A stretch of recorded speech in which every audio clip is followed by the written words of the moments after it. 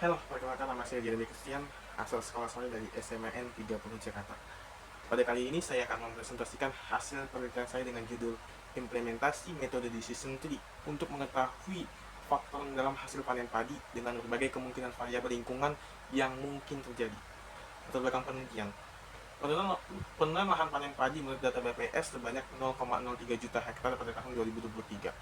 Penurunan luas lahan panen ini diakibatkan oleh kekeringan El Nino. Hal ini bukan hanya berdampak buruk bagi petani, namun bagi masyarakat yang sulit mengakses harga beras yang tidak stabil dan terjangkau. Atas dasar inilah butuh adanya analisis terkait variabel lingkungan apa saja yang paling dominan terhadap hasil panen padi, dan hasil panen padi sebanyak apa yang dihasilkan dari skenario variabel lingkungan yang beragam dan mungkin dapat terjadi, sehingga petani dan pemerintah dapat mengambil kebijakan lebih dahulu terkait pengelolaan hasil panen padi yang disebabkan oleh variabel-variabel lingkungan terkait. Rumusan masalah penelitian ini ada 2 poin. Poin pertama, variabel lingkungan apa yang menjadi faktor hasil panen padi, dan poin kedua, bagaimana memanfaatkan metode decision tree untuk prediksi hasil panen padi melalui berbagai macam variabel secara akurat. Tujuan penelitian ini untuk mengembangkan metode prediksi yang dapat membantu petani dan pemerintah dalam mengambil kebijakan terkait pengelolaan lahan panen padi yang disebabkan dengan berbagai variabel lingkungan. Metode penelitian yang digunakan dalam penelitian ini yaitu metode kuantitatif dengan pendekatan deskriptif analisis. Adapun proses penelitian dimulai dari pengumpulan data, lalu analisis data dan membuat model prediksi. Populasi data. Seluruh data pada penelitian ini yaitu hasil panen padi dan variabel lingkungan seperti curah hujan, suhu rata-rata dan kelembapan udara di Provinsi Aceh dari tahun 1993 sampai tahun 2020. Data didapatkan melalui website resmi BMKG dan BPS. Daerah sampel dipilih secara random. Lalu mengapa saya menggunakan metode decision tree untuk prediksi hasil panen padi? Padahal ada banyak sekali metode prediksi lainnya, seperti regresi, C045, dan model prediksi pada statistika lainnya. Faktor utama penelitian ini menggunakan model prediksi ini yaitu agar hasil penelitian dapat mudah dipahami oleh petani dan pemerintah. Mungkin saja pemerintah memahami model prediksi seperti regresi, namun belum tentu petani memahaminya. Karena model prediksi metode decision tree merupakan pohon keputusan yang dibaca dari atas sampai ke bawah. Petani dan pemerintah dapat mudah memahami hasil penelitian ini yang membantu mereka dalam mengambil kebijakan terkait pengelolaan lahan panen padi. Proses pengumpulan data. Data yang telah didapatkan dari laman resmi BPS dan BMKG dimasukkan ke dalam satu tabel. Untuk jenis data yang dapat dianalisis menggunakan metode decision tree yaitu data kelompok. Sementara data ini masih menggunakan data kuantitatif.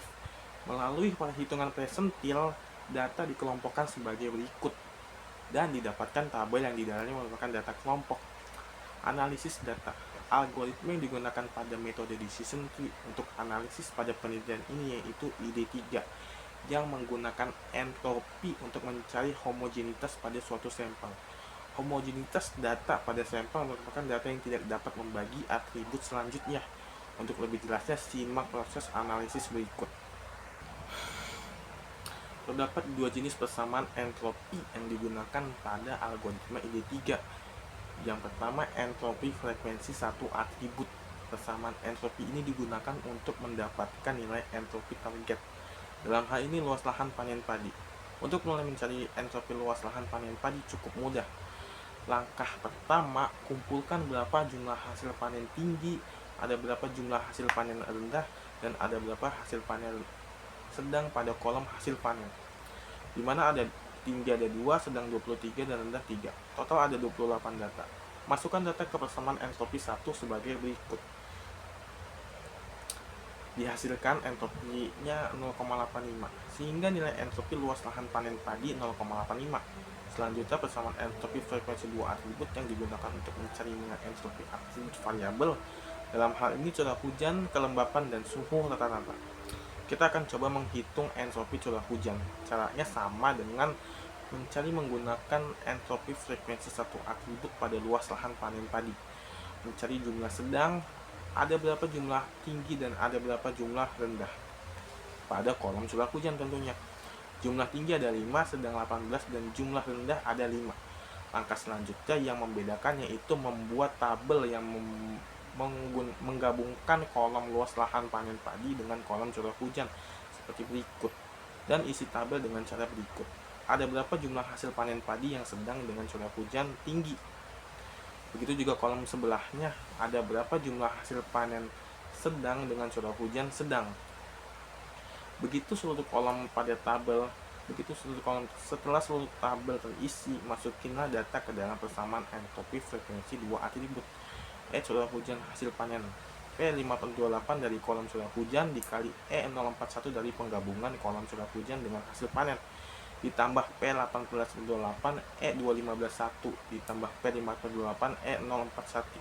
Untuk E di sini merupakan persamaan entropi satu atribut. Untuk P merupakan probabilitas dari sedang, tinggi, rendah.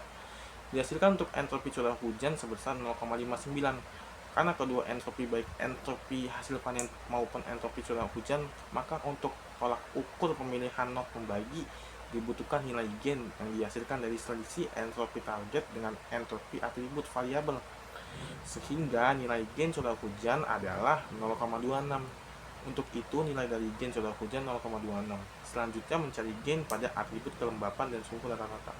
Langkahnya sama, selisih antara entropi target dengan entropi atribut variabel. Melalui hasil perhitungan yang sama, nilai gain untuk kelembapan 0,09 dan gain untuk rata-rata 0,15. Karena gain curah hujan tertinggi, maka curah hujannya yang menjadi atribut pembagi atau not teratas. Hal ini juga menandakan curah hujan sebagai faktor utama hasil panen padi di Provinsi Aceh. Untuk melengkapi pohon keputusan ini, lakukan analisis serupa dengan data pada tabel yang sudah di-split atau dipisahkan seperti berikut. Hitung nilai gain yang tersisa antara kelembapan dan suhu rata-rata. Nilai gain tertinggi akan menjadi not selanjutnya, di bawah curah hujan. Dihasilkan pohon keputusan atau decision tree sebagai berikut. Ternyata setelah melalui tahap analisis, untuk curah hujan rendah dipengaruhi oleh suhu rata-rata, karena suhu rata-rata lah yang memiliki gain tertinggi. Namun untuk curah hujan tinggi, nilai gain kelembapan lebih tinggi, dan untuk curah hujan tinggi, gain suhu lah yang tinggi. Setelah melalui tahap inilah proses mencari homogenitas dilakukan untuk menemukan hasil panen padi. Melalui analisis menggunakan algoritma ID3 pada metode decision tree, ternyata curah hujan merupakan faktor utama hasil panen padi. Menurut analisis sebelumnya, untuk mendapatkan hasil panen padi yang tinggi diharuskan curah hujan sedang dengan kelembapan sedang. Implementasi metode decision tree untuk mengetahui faktor mendalam hasil panen padi dengan berbagai kemungkinan variabel lingkungan yang mungkin terjadi diharapkan dapat membantu petani dan pemerintah dalam menyusun kebijakan terkait pengelolaan hasil panen padi di Indonesia. Itu saja presentasi hasil penelitian saya. Maafkan jika ada salah kata. Salam sejahtera untuk kita semua.